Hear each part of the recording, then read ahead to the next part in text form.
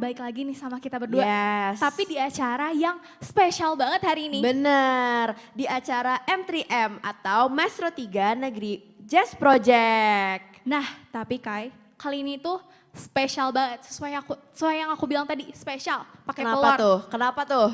Karena kita bakal intimate, meet and greet with Yongki. Nah, jadi kita bakal ngomongin seputar jazz nih. Tapi sebelum itu kita mau berterima kasih buat sponsor-sponsor hari ini. Yes, yang pertama kita mau berterima kasih ke Toko Kue Leker, Korean House, 3 Negeri Musik House, VC Music House Maestro, Ali Joy Maestro. Yes. Nah, tapi Kai, kalau kita berdua aja kayak kurang seru. Bener. Lebih tepatnya kita tuh masih newbie lah ya, masih newbie parah. Kita perlu yang sesepuh. Bener. Sesepuh. Perlu yang ketuanya deh, ketuanya. Siap ketua. Siap ketua. Lapor ketua. Kita ada di sini ketua. Boleh Mas Hendar. Ya. Halo Mas Halo, Mas Hendar. Jello dan Kay. Wah, udah tahu nama kita. Udah tahu tadi dapat bocoran. Harus tadi pura-pura lupa. Iya. Nah, Om. Kita nih kan lagi ngebahas nih tentang jazz. Nah, tapi Om bisa gak ceritain sedikit tentang program Jazz Corner atau After Hour Jazz di Maestro ini? Iya, aduh terima kasih loh ngajak saya ngobrol sambil sebelum nanti meet and greet dengan seorang tokoh jazz Indonesia ya. Iya. Kita ngobrol soal jazz dulu ya. Boleh. Dan memang jazz bisa dibilang ini sudah cukup inilah di Radio Maestro. Yang pertama, Maestro Jazz Corner. Nah ini ada satu yang istimewa, kenapa saya bilang istimewa bulan April ini. Kenapa tuh Mas? Maestro Jazz Corner itu berusia 7 tahun loh di Maestro. Boleh tepuk tangan? Tepuk tangan. 7 tahun loh, tepatnya saya masih ingat. Siaran pertama Maestro Jazz Corner itu tanggal 11 April 2019. Jadi ini udah April lagi kan? Udah lewat seminggu lah. Oh iya. Jadi sudah Pas 7 tahun. Benar. Nah itu awalnya, terus dilanjutkan beberapa tahun kemudian ada After Hours Jazz. Itu yang untuk jazz malam gitu. Oh jadi bedanya Jazz Corner dan After Hour Jazz tuh itu ya? Iya, yang Jazz Corner siang jam 12 sampai jam 3, yang After Hours Jazz itu jam 7 sampai jam 9. Nah mau nanya dong Mas, biasanya isinya tuh program apa aja deh? Yang pasti jazz. Jazz ya? Yang pasti musiknya namanya udah Jazz Music dan Corner. harus dipertanggungjawabkan ya. Cuman nggak tahu ya, saya tuh kalau milih lagu jazz itu macam-macam, banyak macamnya ya.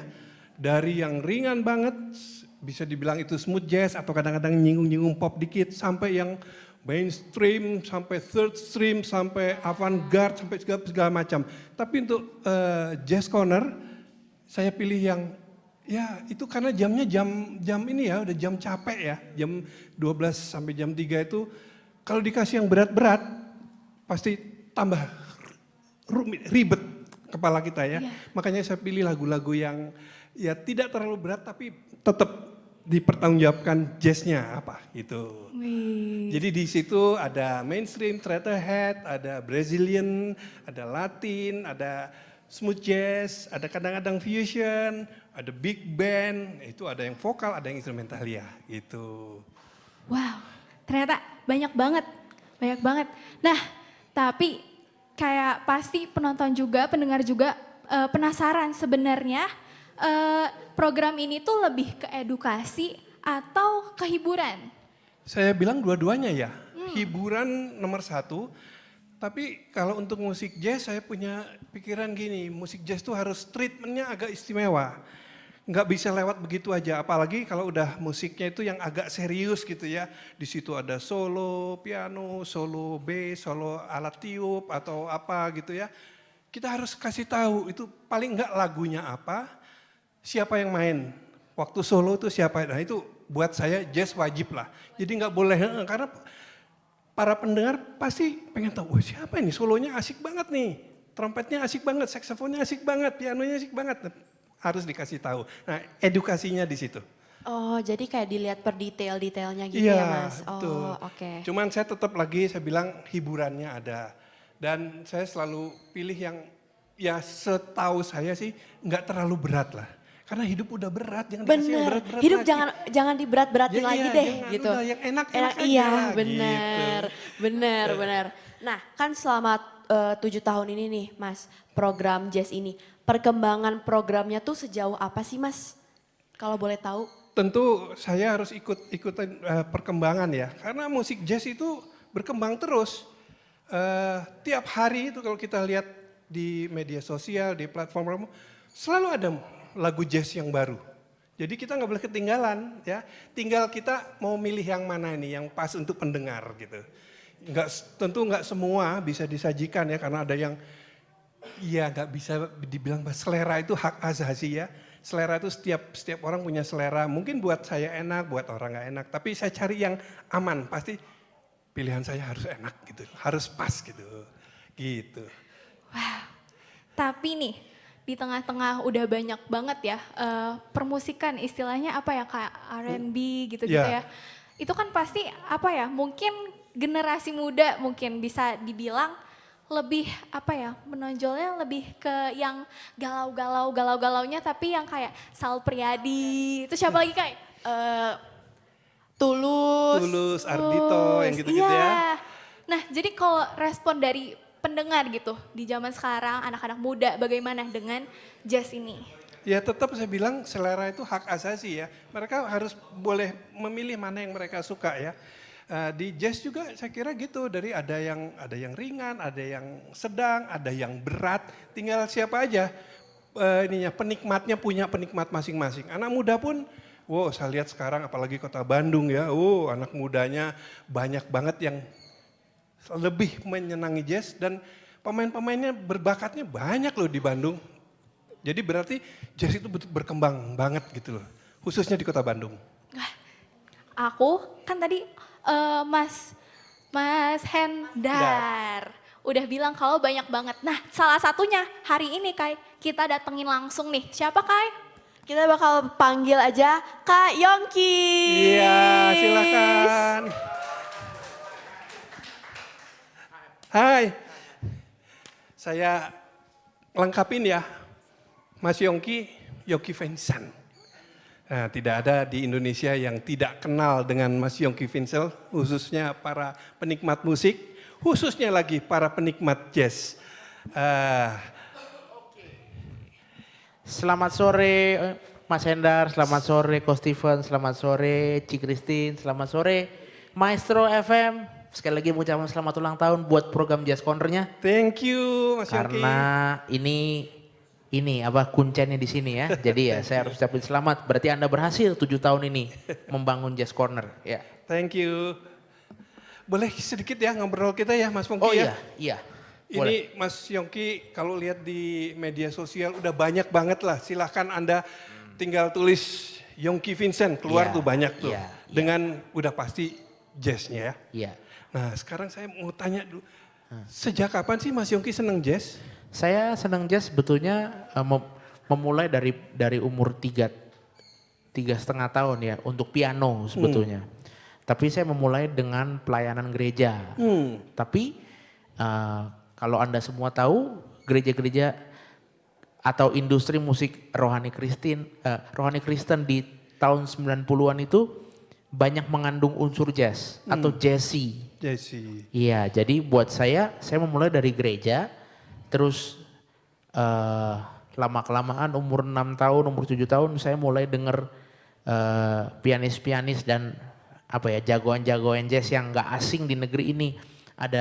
Namanya ada Bubi Chen, ada Elva Sesioria, Ya. ada Sandy Luntungan. Ya drummer. Ngomong-ngomong saya di Bandung ya, harusnya Anda masyarakat kota Bandung tuh bangga Anda punya putra yang mendunia ya, namanya Elva Sesioria. Dia membawa jazz ke dunia sini dan dia membawakan jazz dunia untuk balik ke Indonesia gitu. Lanjut jadi baru setelah umur 12-13 tahun setelah saya belajar di salah satu sekolah musik yang gak asing juga di Bandung juga ada cabangnya. Saya belajar komposisi, saya belajar aransemen selama mungkin 9 tahun, 8 tahun. Di umur yang saya yang 19 atau 18-19 tahun, saya bertemu dengan maestro juga, salah satu maestro namanya Sandy Luntungan. Nah, saya akhirnya bertemu, main bareng sama Sandy Luntungan dan Sandy Luntungan memperkenalkan saya kepada maestro-maestro yang lain seperti almarhum Didi Cia, Ya, piano. almarhum Idang Rashidi, Pianis. ya, dan setelah itu saya bertemu juga dengan yang namanya Mas Doni Hardono, kebetulan Om Doni lah, itu adalah seperti orang tua angkat saya. Dia juga sound operator dan sound engineer untuk mereka-mereka yang tadi saya sebutkan, seperti kayak Bubi Chen, seperti kayak dan juga bertemu dengan adik sampean ya, Mas Teddy, Om Teddy gitu. Manggilnya Mas, nggak boleh manggil Mas, kurang sopan, manggilnya harus Om karena saya kenalnya Om Teddy. Baru sore ini saya nggak asing dengan Om Hender, ternyata Om Hender juga adalah kakak kandung dari adik kandung dari almarhum Teddy. Begitulah ceritanya. Oke, Mas Yongki, tadi kan dari kecil katanya sudah. Tapi kenapa langsung kok ke jazz? Apa Karena- yang yang menarik dari jazz? Gini, jazz itu adalah kebebasan. Tapi kita baru bisa bilang jazz itu bebas kalau kita ngerti peraturan dan rambu-rambunya. Saya ulang sekali lagi ya. Saya bilang jazz itu bebas, tapi baru saya katakan jazz itu bebas kalau kita ngerti rambu-rambunya. Jadi sebetulnya kita harus ngerti rambu-rambunya dulu, rambu-rambu harmoni, rambu-rambu peraturan-peraturan yang kayak syncopation, blue note, terus swing feel, serta harmoni jazz. Baru kita katakan jazz itu bebas gitu. Iya, kayak jazz itu paling demokrasi kali ya, Iya, mungkin ya di musik iya, ya. iya, iya. Nah, dari kecil mungkin kita ke musisi luar dulu. Iya. Siapa yang pertama Yongki dengerin? Musisi jazz dari luar yang Yongki dengerin dan tertarik gitu? Bob James. Bob James langsung. Bob James dan Oscar Peterson. Wow. Kalau Oscar Peterson kita bicara secara traditional jazz, kalau Bob James kita bicara fusion ya. Iya. Ya, saya dengerin Bob James karena Bob James itu permainannya manis. Dia bebas tapi tahu aturan. Ya, dan dia itu dapat gelar loh, King of Harmony. Nah, Bob James ya. Ya, Bob James ya. Nah, lalu kenapa saya suka dengan Oscar Peterson? Karena Oscar Peterson mainnya entertaining dan virtuoso. Ya. Gitu. Saya suka Oscar dan kebetulan korelasinya adalah cukup nyambung. Kalau saya nggak salah dengar, Bubi Chen dikasih julukan di Oscar Peterson from Asia, ya? Betul ya? Iya. Ya, jadi ya korelasinya nyambung. Jadi habis dengar Bubi Chen, ya dengarnya Oscar Peterson. Habis dengar Idang Rashidi, ya dengarnya Bob James. Habis Nyambung, denger ya? Elva, dengernya Sergio Mendes, Sergio, gitu kan? iya. Iya. Benang merahnya ke situ. Benang merahnya ke situ, iya. Oke, selain piano, instrumen apa yang lain yang menarik buat Yongki? Saya main drum. Oh, main drum. Saya main drum karena kebetulan saya juga lihat pianis-pianis yang ada bersama saya selain harmoninya kuat seperti Bob James tadi dijulukin King of Harmony, seperti Oscar Peterson, Bubi Chen, ritmiknya kuat jadi bikin saya wah tertarik kalau saya belajar drum ya gitu. Maksudnya bisa main drum, akhirnya saya bisa main drum dan kebetulan saya juga tertarik sama di one and only Om Sandy Luntungan. Jadi ya sudah gitu. Jadi kalau di luar saya tertariknya kalau denger Sandy berarti dengerin Billy Cobham, dengerin Steve Gadd. Harvey Mason sama Bob Harvey James? Mason, ya. Oke, Bapak Ibu Saudara kayaknya Aku bosen mesti ya? main sih. Mesti main ya? Harus main. Oke, Tapi siap. saya kasih, boleh ya saya minta request ya. Oh boleh. Jadi Jazz Corner pertama itu tanggal 11 September 2019, lagu pertama, di situ ada Chet Baker, Bob James, Ron Carter, Steve Gadd, siapa lagi? Lagunya Autumn Leaf. Oh iya. Boleh ya? Saya Boleh, request ya. boleh. Itu lagu pertama Boleh, di boleh, Maestro boleh, Jazz boleh, Corner. Berarti Oke. gini ya, kalau ada Jazz Corner yang pertama di tanggal 11 September, Iya. Berarti di ulang tahun yang kedua nanti tanggal 11 September adain dong acara di sini. Iya. Masuk dia, itu dia. Oke, di Autumn Leaves. Oke, thank you. Thank you.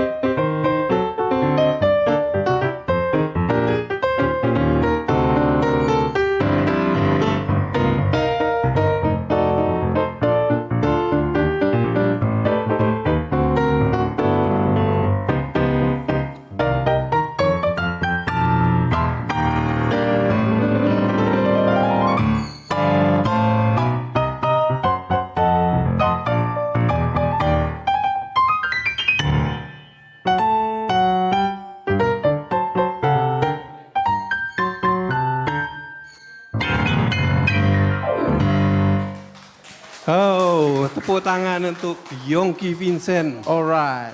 Luar biasa Mas Yongki, saya dengar ada klasikalnya, ada sambanya, betul? Betul. Ada Kenapa? groove-nya juga? Iya, betul. Karena seperti yang saya bilang tadi, sebelum kita bicarakan jazz itu tuh freedom, kita harus tahu aturannya. Nah, aturan itu kita dapat dari klasik. Betul. Kalau untuk samba, kita dapat harmoni manisnya karena dengerin Sergio Mendes, kita dengerin Antonio Carlos Jobim.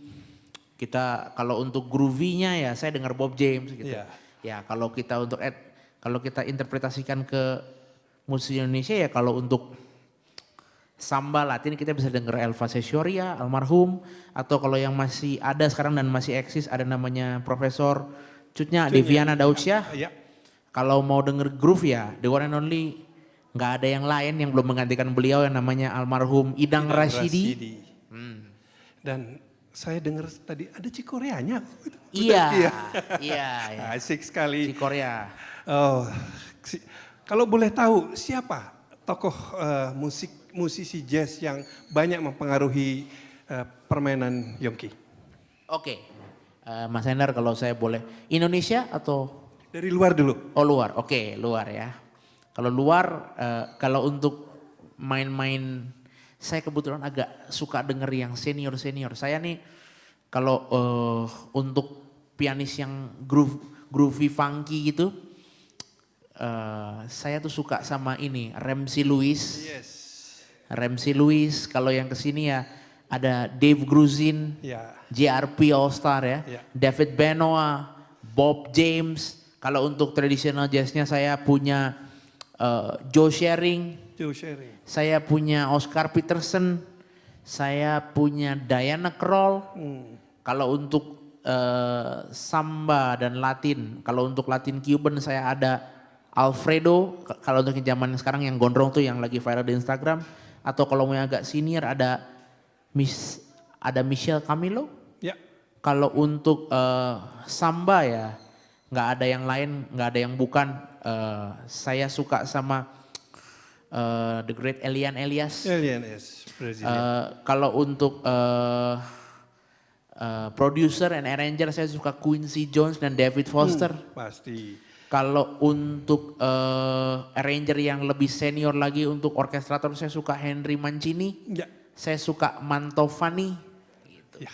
Saya suka belajar dari almarhum guru-guru saya di sini gitu. Lengkap ya, jadi dari yang orkestra pop orkestra Paul Maria, Ronnie Aldrich, iya, gitu iya, iya. sampai yang ngejazz, Thelonious Monk juga pasti ya. Iya. Jadi memang Yongki Vincent ini lengkap sudah ya. Kalau saya suka juga Chick Corea tapi di album tertentu ketika dia bermain bersama, ketika dia reunian 2 tahun apa 1 tahun sebelum dia meninggal dia reunian lagi sama Steve Gadd, saya suka banget. Jadi Korea Gadd Band. Terus saya juga suka Chick Corea main lagu-lagu Spanish yang dia formatnya ada Chick Corea pada piano, ada pemain bass, ada gitar nylon, ada brass section 3 orang. Dan yang main drum Marcus Gilmore kalau nggak salah. Yang ada Ruben Blade bukan?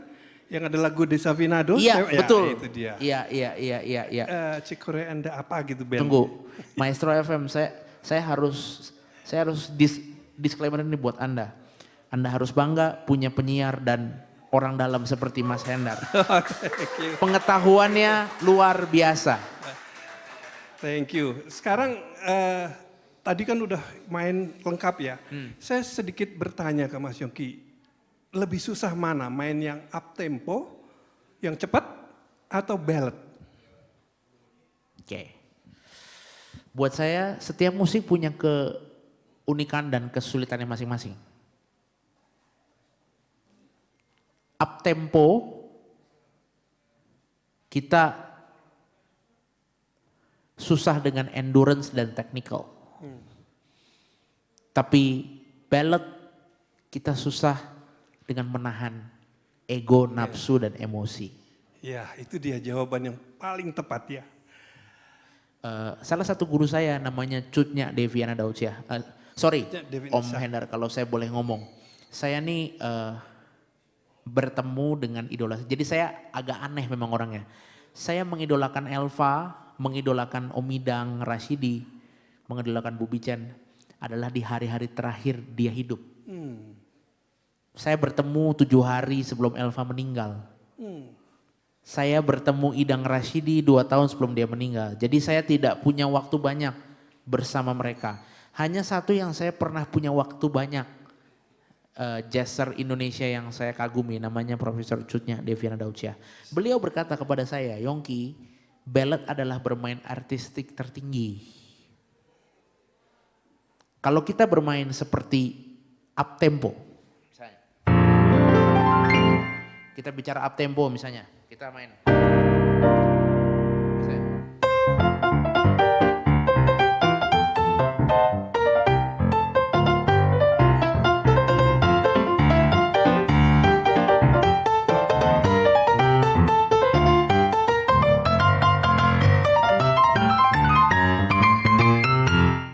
Saya main gini,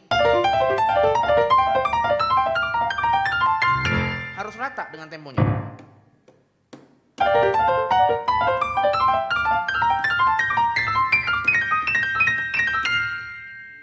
Itu aja kadang-kadang saya suka miss, tapi kalau main ballad kesusahannya beda lagi. Misalnya.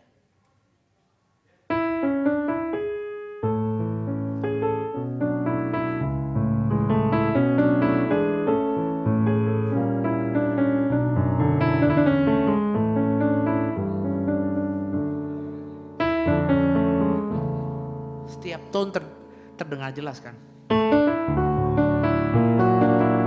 Saya nggak mungkin main gini. Nggak mungkin. Kalau main ballad harus.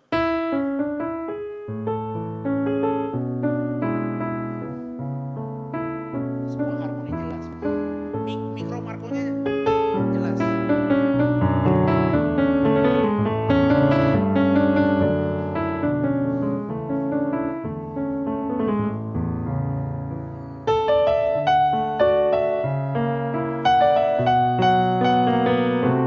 Mantofan itu.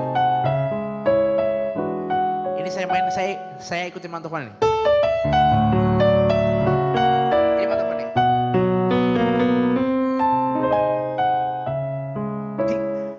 Tidak boleh miss.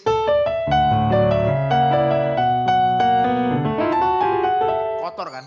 Harus bersih. Every single note kita tahu. Karena harmoninya baru kelihatan jelas kan. Tapi kalau main cepet, endurance-nya.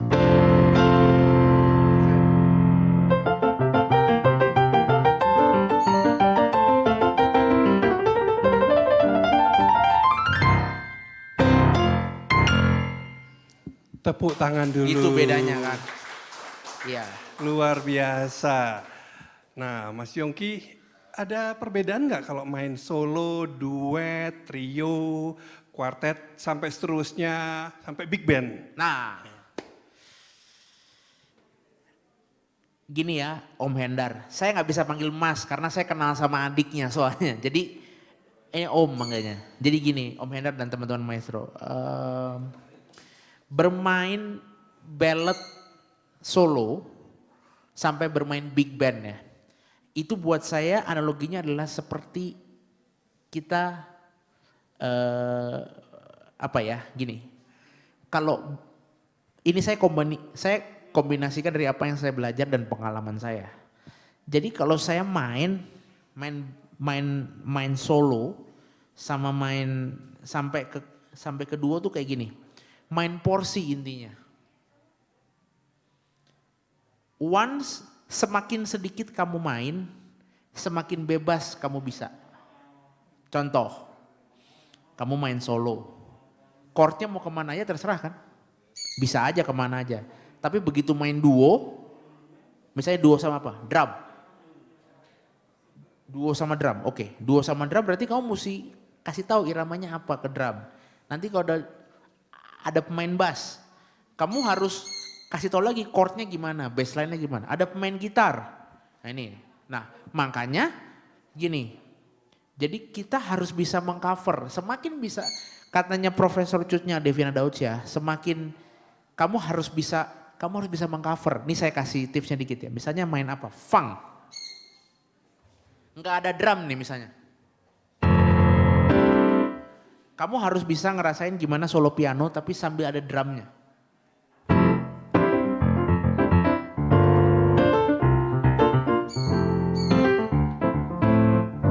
Misalnya lagu ini.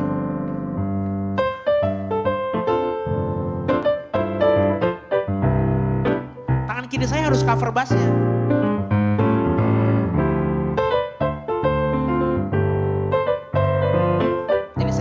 bass dan ini gitarnya seperti gitar. Jadi simulatednya gitu. Begitu ada pemain bassnya, berarti saya cuman ada pemain gitar, makin dikit lagi. Ada pemain tiup, saya nggak main tema, saya ada punya saya ngiringin. Dan makanya kenapa saya juga belajar sekarang. Semakin banyak orang yang ikut main, semakin banyak latihannya dan semakin banyak tim produksinya. Karena makin banyak kepala, Om Hendar. Jadi ya kalau buat saya perbedaannya semua punya kesulitannya masing-masing sih. Gimana kalau kita main solo, ya udah kita cover aja, kita cover semuanya.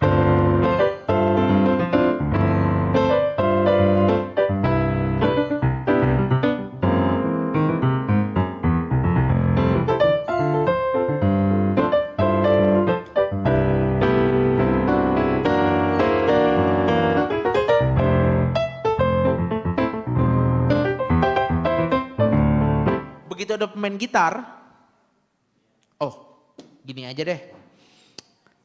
Om Hendar nanya begini, jadi gini, semakin banyak kita bermain dengan orang, semakin banyak kita harus ngurangin ego kita, semakin banyak kita harus berbagi. Gitu aja. Itu tip yang pas banget. Jadi Bapak Ibu ya kita sedikit workshop klinik ini. Sorry, saya juga masih belajar untuk gitu. Karena gini, mungkin ini salah satu kelemahan saya. Nggak banyak pemain drum, pemain bass yang bisa cocok main sama saya. Saya nggak banyak bisa berbagi dengan orang. Itu pun saya masih belajar. Jadi omongan ini jangan anggap saya sempurna. Saya masih belajar. Cuman memang teorinya begitu. Semakin kita ngiringin orang, ya semakin couplingnya dibagi. Semakin egonya dikurangin. Betul, itu yang Gitu. paling benar ya. Jadi mungkin ada loh pertanyaan dari adik-adik. Ada, silakan. Langsung. Cek. Yang mau aku tanyain itu adalah ketika ngatur porsi sama pemain gitar kayak ngatur chord, gimana masalahnya kalau Sorry, yang, namanya siapa? Nih, dari Rian, Area AN ya. Kalau Rian, ya? orang main piano kan kalau mesti bagi porsi dengan pemain gitar, kalau pemain gitarnya ngeluh chordnya itu terlalu susah kayak gituan gitu, misalnya nggak biasa dengan chord yang macam-macam Sorry, gitu. kebetulan saya harus menyebutkan di sini karena semua teman-teman saya ada di sini. Jadi salah satu, saya ini nggak banyak bisa bermain dengan banyak orang. Otherwise saya yang ngalah paling biasanya gitu ya. Cuman pada prakteknya kadang-kadang juga sulit gitu. Memang mengendalikan diri itu sulit. Makanya menyangkal diri itu sulit sekali memang. Saya juga masih belajar. Nah gimana caranya adalah perbanyak latihan. Saya kebetulan, saya sangat mengidolakan karena kalau buat saya main dengan band, dengan big band adalah ngobrol. Kamu harus bisa ngobrol sama pemain kamu. Kalau misalnya kamu nggak bisa ngobrol, ya udah dibikin batasan. Gini, mungkin Om Henner yang lebih bisa jelasin kali ya. Ngobrol dengan band, terutama dalam musik jazz itu penting. Kalau nggak bisa ngobrol, kita bikin batasan dan tahu hierarkinya, siapa MD-nya. Ya kamu sebagai pengikut apa sebagai MD? Kamu di-hire sebagai MD atau sebagai pengikut? Kebetulan gini, nggak banyak pemain yang bisa main sama saya. Ada gini, saya harus sebutkan pemain yang cocok main sama saya dan saya belajar banyak dan tahu namanya berbagi, maksud saya tuh ada di seorang maestro tentunya seperti yang Om Hendar sebut berkali-kali. Ada Sandy Luntungan, ada Jeffrey Tahalele. Kalau di Jakarta saya punya Giovanni Geri, saya punya Wahyu Prastia, saya punya Kadrasya Kuhaci, saya punya Aji Rao. Kalau basis saya punya Rudi Aru, saya punya Sheila Permatasaka. Kalau gitar saya punya Ule Patselano, saya punya Thomas Budi Handoyo. Kalau di Bandung saya punya Kohengki Suparjan, itu pemain-pemain yang bisa berbagi sama saya, Kohengki. Terus saya punya teman-teman kayak Agis Kania, itu bisa berbagi panggung. Ada gitaris namanya Anjuan Julio di sana juga, itu saya juga bisa berbagi panggung. Cuman memang kita boleh tanya Agis, boleh tanya Anjuan, boleh tanya Ko Hengki di sini. Dimulai dari ngobrol dulu yang enak. Baru bisa berbagi di panggung yang enak. Makanya kalaupun nggak bisa ngobrol, bikin batasan aja. Ikutin siapa MD-nya, ikutin siapa ininya gitu. Karena emang nggak mudah, apalagi bass ketemu drum. Kalau bass ketemu drum nggak bisa ngobrol di musik, mati. Keyboard nggak bisa ngobrol sama gitar, mati. Gitu kira-kira. Ya. Oke, thank you. Ya itu modalnya ngobrol ya. Coba mungkin dari Om Hender boleh nggak bantuin? Ngobrol tuh apa sih Om? Mungkin dengan bahasa yang lebih sederhana kali ya. Sederhananya kalau menurut saya ya, bermusik terutama jazz itu kan demokratis ya. Tapi kita tahu harus menempatkan diri. Kapan kita main solo, kapan kita mengiringi orang yang sedang solo gitu kan. Menempatkan diri yang pas gitu ya. Iya. Jadi jangan kita teman lagi solo gitar, kita main asik aja main solo pianonya. Malah bukan blocking jadi apa. Suportif. Jadi suportif ya, harus suportif ya gitu. Gitu kurang lebih. Ya. Oke. Mas Yongki, kalau boleh main satu lagu lagi? Main. Oke. Oke. Main. Oke. Saya sekarang ngajak teman-teman siapa yang bisa bantuin saya ke depan? Jangan Anjuan, jangan Agis, ntar dikira KKN. Ayo di sini bantuin saya ke depan. Jangan Ko Hengki juga. Ayo, yang lain. Bantuin saya depan. Sini. Ya nggak apa-apa, duduk aja. Ya, kamu. Namanya siapa? Oke, Rian, duduk. Oke. Saya nggak kenal Rian kayak. Saya cuma minta kamu tolong mainkan 3 not saja buat saya. Bukan chord, not, single note. Oke, silakan. Terima kasih. Notnya ini betul ya? Oke, silakan duduk. Terima kasih. Silakan duduk kembali ke tempatnya.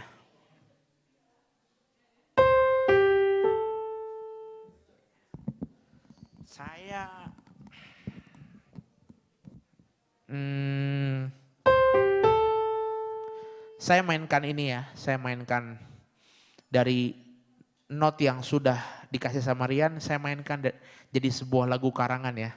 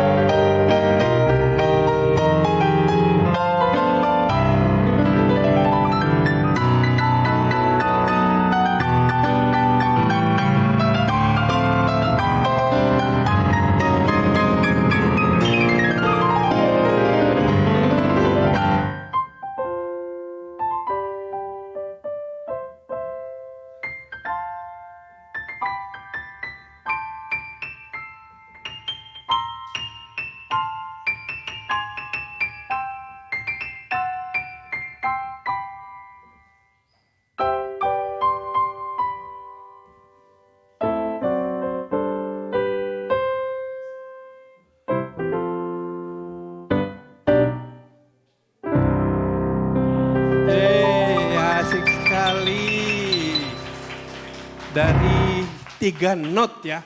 Iya. Rekamannya jangan hilang ya ini ya. Siapa yang jago bikin lirik nih tinggal dikasih lirik. Tapi hak patennya ada di Yongki ya. Nah, terima 3 note. kasih. Note apa tadi? Nah itu dia. Ayo bikin liriknya. Ada mau nanya?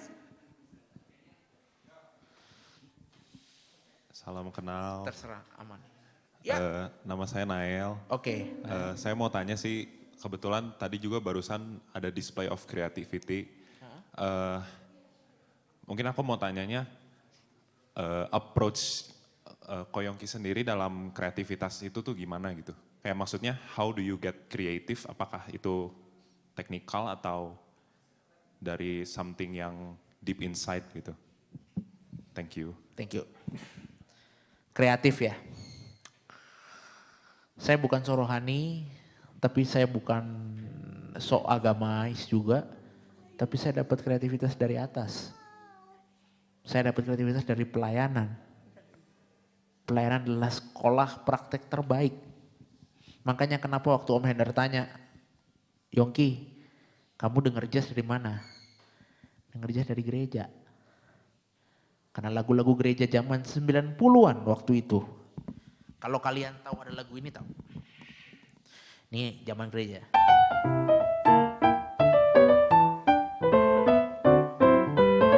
Tahu?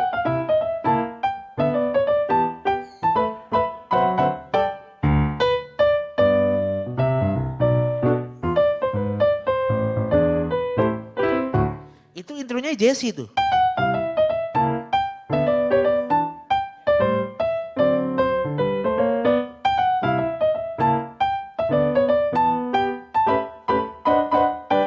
Belajar shuffle lagi, big band. Nih.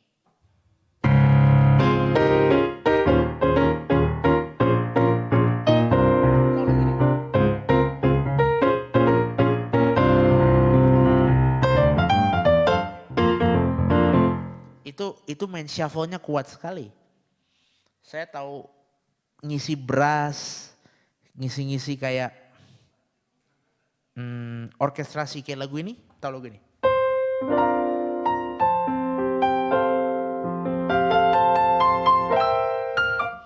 Yosef Jafar pernah, oh iya salah satu music director yang gospel yang saya tahu yang sekarang di Amerika bekerja untuk Hans Zimmer adalah Yosef Jafar, itu orang hebat juga. Dia pernah bikin untuk lagu ini. Nah.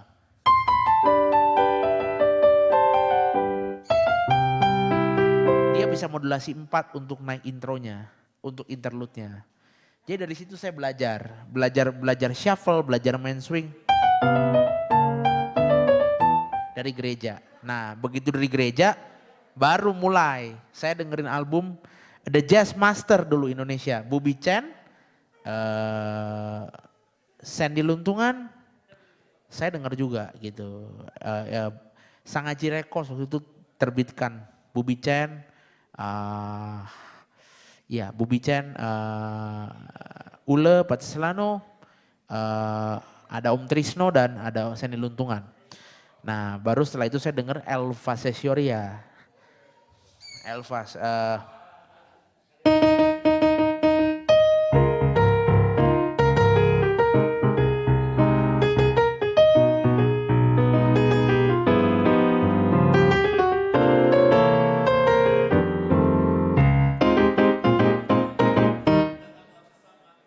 Ya, itu saya berkembang di situ.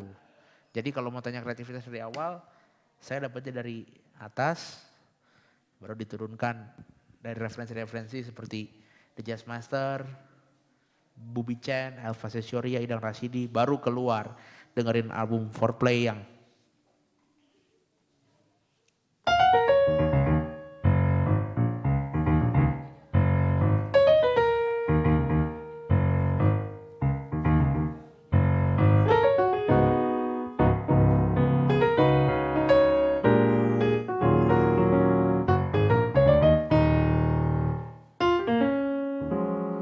gitu. Atau kalau yang jazz standard pasti juga dengerin Oscar Peterson kayak lagu-lagu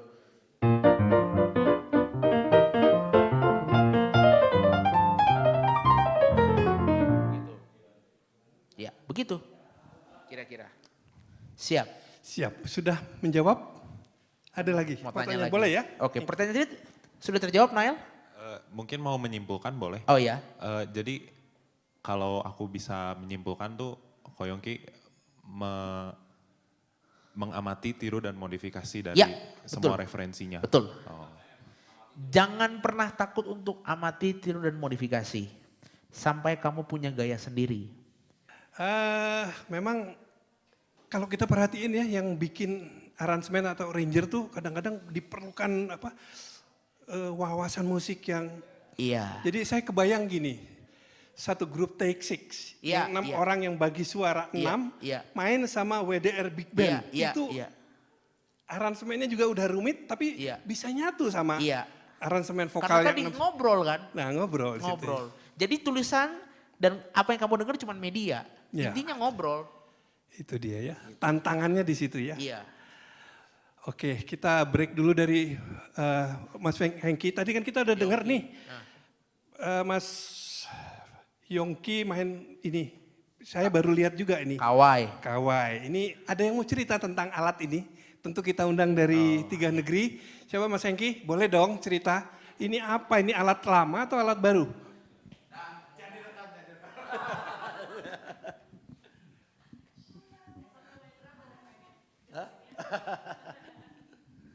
Selamat sore, saya dipaksa untuk menerangkan produk ini.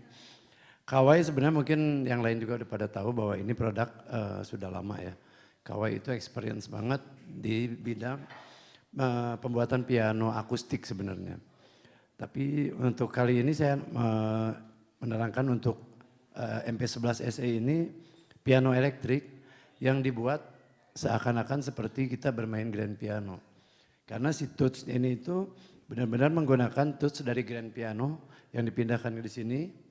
Dan di dalamnya ini ada hammer action. Jadi dia seakan-akan dia seperti ada senar, ada string piano. Jadi kalau grand piano itu dikenalnya gravitasi. Kalau piano upright kan dia masih ke pinggir.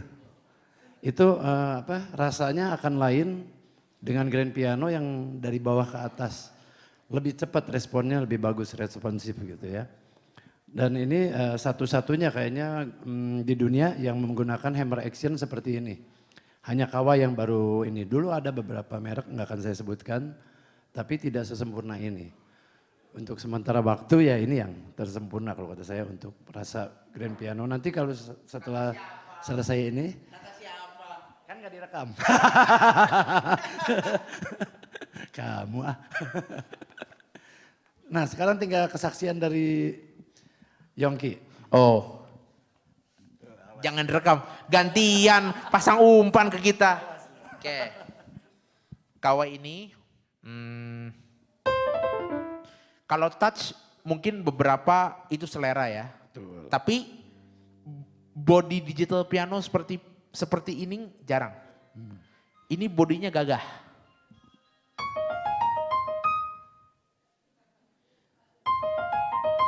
Tadi suara HP-nya gitu kan bunyinya. Nah. Jadi ya gitu. Suara piano seperti ini jarang. Dan body pianonya terutama. Gagah di stage. Mungkin ini karena yang nonton dan ceilingnya pendek jadi nggak begitu kedengeran. Tapi kalau di stage yang tinggi ceilingnya gagah pasti. Gitu. Rasa hammernya gimana Yong? Jujur aja nggak apa-apa lah, kan gak direkam. Oh iya. Gue Gini. males lu. banyak keyboard yang gini. Harus diakui banyak digital keyboard yang lebih dari Kawai. Tapi tidak ada harga yang semurah Kawai dengan kualitas yang didapatkan. Jadi worth it banget kan? Iya. Itu keren lah. Oh Udah, iya. oke. Kan ada harga ada barang. Oh iya dong. Gimana? Mending kita jualan yang bisa dibeli ya. Iya dong supaya everybody happy ya kan. Nah itu boleh direkam. Oke. Ya, oke. Nice. Ada question? Oh. Any question? Harganya Oh, nanti display ya? nanti sebut kamu. Nanti keluarga dia jangan. Karena untuk hari ini akan ada harga khusus, diskon khusus. Buat yang berminat ntar hubungi saya aja. Oke. Pak Yanar, saya kembalikan mic. Thank you Bung Hengki, thank you Tiga Negeri Music. Ya kalau Anda yang penggemar musik pasti tahulah Tiga Negeri Musik Jalan Soka. Mampir sana. Masih banyak diskon ya? Masih banyak diskon. Bung Yongki, Apa? ini mungkin pertanyaan sedikit terakhir Siap. sebelum ada pamungkas nih Siap. nanti. Bung Hengki jangan kemana-mana. Kan perkembangan musik terus berkembang. Ya. Ya jazz, ya Ya, pop, ya, ya, ya, dan segala macam termasuk musik gereja rohani. Di luar negeri apalagi udah ada award-award yang Ya, khusus ya, ya, ya, untuk ya. gospel music. Ya, ya. Di Indonesia juga ada Emmy tapi Ya. sepotong. Ya. Menurut Yongki gimana perkembangan musik gereja di Indonesia? Gereja di Indonesia kembali kepada musik 80-90-an beberapa, tapi dengan package yang lebih dibaharui. Dan buat saya itu bagus, karena buat saya sebetulnya mungkin jawaban saya agak-agak nyeleneh ya. Harmoni lengkap. Ini kita nggak bicara sound ya. Kalau sound sekarang lengkap. Tapi sekarang kenapa kembali ke 80 dan 90 dengan yang lebih renew. Package-nya adalah soundnya kekinian, tapi harmoni balik ke zaman dulu. Karena mungkin saya penggemar kalau ngomong musik gospel ya, sudah pastilah saya penggemar. Siapa yang nggak suka Don Moon? Siapa yang nggak suka Ron Kennedy? Tadi sebut Jeffrey Tahle, Sandy Luntungan tentunya di IGM. Siapa yang nggak suka IGM? Siapa yang nggak suka Voice of Generation ya? VOG grupnya Om Thomas tuh. Erwin Iya, Badudu ya? Erwin Badudu. Itu juga Bandung ya, Erwin ya? Iya. Erwin Bandung. Nah, kalau sekarang musik-musik seperti itu di repackage lagi dengan sound yang lebih modern tapi harmoninya tidak berpindah. Contoh kayak Symphony Worship kan dia merecycle lagu-lagu lama dan itu bagus. Jadi gini, yang generasi baby boomers tidak merasa ketinggalan. Tapi yang generasi milenial, generasi Gen Z tidak ketuaan. Karena di-package dengan sound yang baru gitu. Karena biar bagaimana lagu-lagu kalau selain IGM, selain VOG di grup rohani saya juga suka namanya Robert dan Lea. Itu kan melodius sekali lagu-lagunya. Tapi sekarang bagaimana di-package jadi baru gitu. Itu. Jadi ya kalau lihat perkembangan memang di Indonesia ini dari yang zamannya lagu Don Moon yang kayak gitu sampai yang Planet Shaker, Hillsong itu juga ya itu akhirnya balik kepada selera Akhirnya balik dan selera, iya. hati juga ya. Hati, ya. Ya itu kan tujuannya katanya penyembahan. Iya. Tapi udah jangan teori lah. Ya, itu Panjang dia tuh. teorinya. Ya, Tapi secara musikal memang kita lihat banyak SDM kita ini yang makin maju ya. Oh iya. Tapi ini Bapak Ibu karenanya Mas Yongki ini masih ada acara di tempat lain. Jadi mungkin akan kita tutup saja ini. Saya duet ini jarang loh. Keyboard sama drum tok. Ayo Ko Hengki. Sekali lagi Ayo, Ko terima Hengki. kasih Maestro FM, terima kasih Om Hendar. Saya bilang terima kasih karena Terima kasih. hari ini saya bersama dengan senior saya. Terima kasih juga Ko Steven, Ci Christine, terima kasih semua, terima kasih. Saya di welcome di sini. Thank you banget.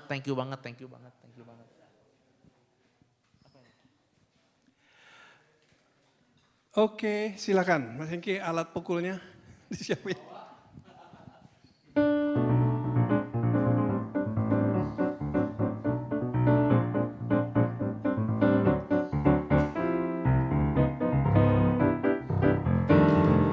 Nggak ada yang mau nyanyi One Note Samba?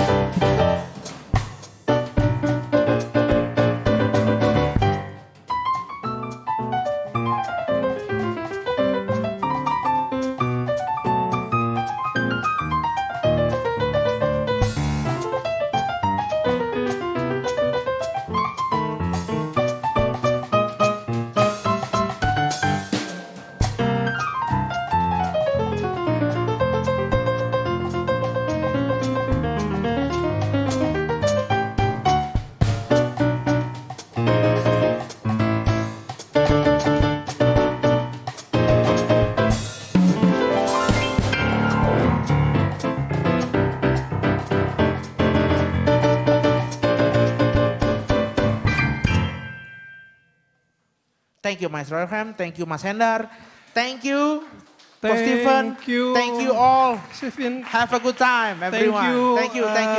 Bung Hengki, thank you. Bapak, Ibu, Saudara sudah hadir di sore hari ini. Dan terutama terima kasih untuk para sponsor acara hari ini. Toko Kue Locker, Korean House, Tiga Negeri Music House, Venture Music House, ada Ali Joy, Maestro juga. Semoga acara ini menghibur kita semua ya. Sampai jumpa di acara yang lain. Terima kasih, selamat malam, God bless you.